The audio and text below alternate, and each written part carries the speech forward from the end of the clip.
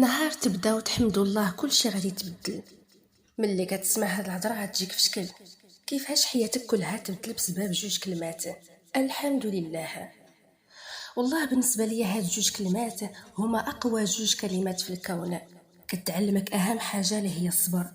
الحمد لله على المرض، الحمد لله على الابتلاء، الحمد لله على الفشل، الحمد لله على المشاكل. هاد الشيء ما كيوقفش غير هنا. دابا هادي اللي نقول لكم دابا ثقوا بيا، اهم حاجه تقدر دير هي كتعلمك تفرح بداك الشيء اللي كتعيش. الحمد لله على الماكله واخا تكون عاديه، حيت كاين اللي ما لاقي ما ياكل.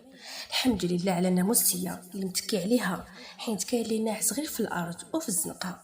الحمد لله على الحاسات اللي عطاني صدر ربي، حيت كاين اللي ما كيشوفش، وكاين اللي ما كيسمعش، وكاين اللي ما كيدويش. الحمد لله على والديا، حيت كاين اللي ما عندوش. واخا يكونوا والديك قاصحين، دير فراسك بلي حتى هما راه اول مره كيعيشوا، ماشي عاشوا الحياه بزاف د المرات. اذا ضروري يغلطوا. قول مع راسك كل نهار الحمد لله على هذا الشيء كله، غتولي تفرح بشي حوايج صغار ما كنتيش تمسوق ليهم. هذا الشيء علاش الدين ديالنا زوين. اللي ايمانه قوي عمر كيعيش نهار حاقد، حيت ديما عنده علاش يحمد الله.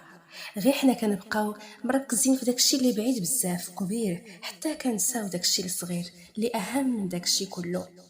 طولت عليكم بزاف، سمحوا لي.